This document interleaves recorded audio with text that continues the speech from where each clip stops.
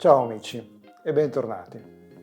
Oggi mi piacerebbe parlare di un tema molto caldo in questo periodo, in particolare della relazione tra la nostra industria del self-storage, e il rialzo dei tassi di interesse e l'andamento dell'inflazione. Sono elementi che ci toccano dal vivo, che toccano tutte le imprese, tutte le industrie. Però mi piacerebbe analizzare attentamente cosa succede nel mondo del self-storage, man mano che crescono i tassi di interesse e man mano che cresce l'inflazione. A mio avviso ci sono tre ambiti della nostra industria che vengono toccati da questi rialzi. Abbiamo un fronte delle vendite, un fronte dei rendimenti delle nostre aziende e un fronte degli investimenti. Ma qual è la relazione esatta tra inflazione, tasso di interesse e industria del self-storage? Partiamo analizzando l'inflazione. Nell'ultimo anno abbiamo visto una crescita molto importante dell'inflazione. Tutti noi sappiamo bene che questa crescita è dovuta a elementi da noi non controllabili, come il costo dell'energia e magari anche da molta speculazione o dagli arrotondamenti che vengono fatti sugli incrementi dei prezzi. Ma come questa incide direttamente sulla nostra industria e in particolare sull'andamento delle vendite? Dobbiamo innanzitutto dire che la nostra attività ha la fortuna di essere molto flessibile in termini contrattuali, per cui abbiamo la possibilità di ricalibrare i prezzi del nostro servizio costantemente al mutare dell'inflazione. La natura contrattuale del nostro servizio ci permette di adattare costantemente l'andamento dei nostri prezzi con l'andamento dei nostri costi. C'è un altro punto molto importante: l'andamento della domanda nei momenti di crisi. L'incremento dell'inflazione determina effettivamente anche un rallentamento della domanda o un cambiamento della domanda. Ci sono aziende o famiglie che mutano le loro necessità dovute anche magari all'incremento dei costi e quindi ripensano all'utilizzo dello spazio.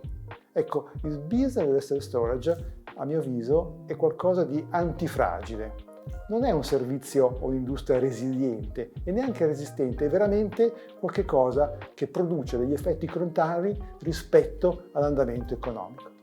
In questo momento anche di crisi, noi vediamo che i nostri clienti continuano a crescere perché mutano le esigenze. Mentre prima magari le famiglie acquistavano nuove case e quindi avevano bisogno di spostare le proprie cose e di depositarle mentre cercavano una nuova casa, adesso qualcuno ridimensiona la propria casa o cerca quella camera in più liberando dello spazio, per cui la nostra domanda rimane costante.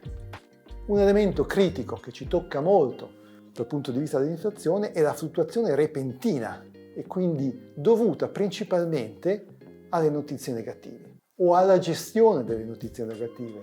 Noi vediamo che basta vedere sui giornali o nei telegiornali una notizia particolarmente costruita in modo negativo che nelle 2 settimane successive c'è il panico e quindi la nostra domanda si rallenta.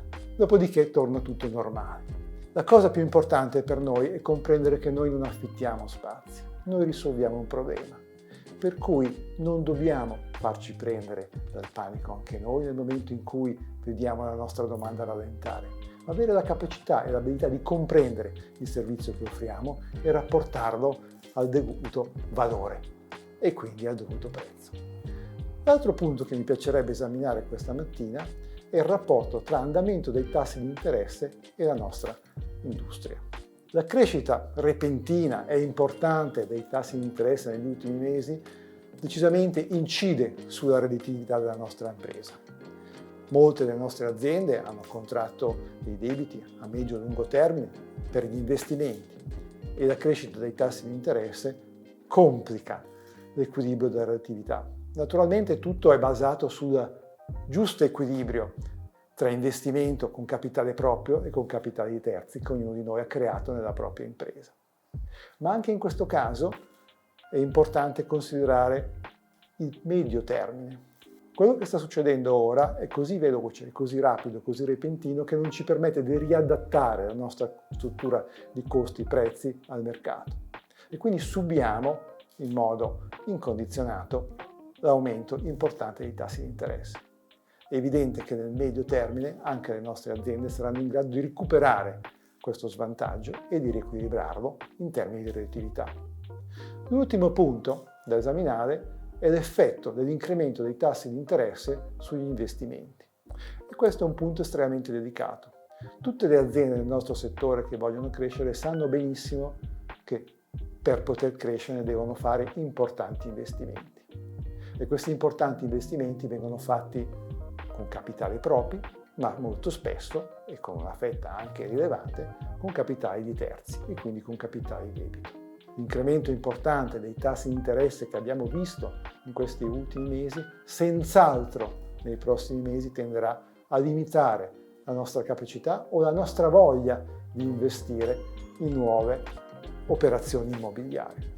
Io però ritengo che questo sia un elemento temporaneo.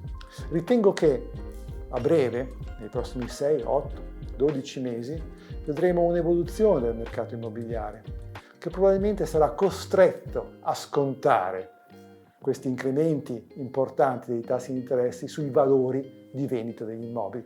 In pratica è probabile che potremo vedere tra qualche semestre l'opportunità di fare investimenti immobiliari a sconto, ovvero con prezzi di investimento più bassi. Quello che ci turba moltissimo, quello che ci tocca moltissimo è l'alta volatilità, ovvero che questi cambiamenti siano stati così repentini. Sappiamo benissimo che la crescita del tasso di interesse è determinato dalle banche centrali per tenere sotto controllo l'inflazione. Un'inflazione che, come dicevamo poc'anzi, è determinata da fattori completamente esterni, incontrollabili, come il costo dell'energia, e dalla speculazione, perché non possiamo negare che gli arrotondamenti sui prezzi al rialzo non contemplino solo il maggior costo dell'energia o delle materie prime, ma ci sia anche un effetto speculativo, e per cui i nostri costi crescono in modo non proporzionato a quello che dovrebbe essere.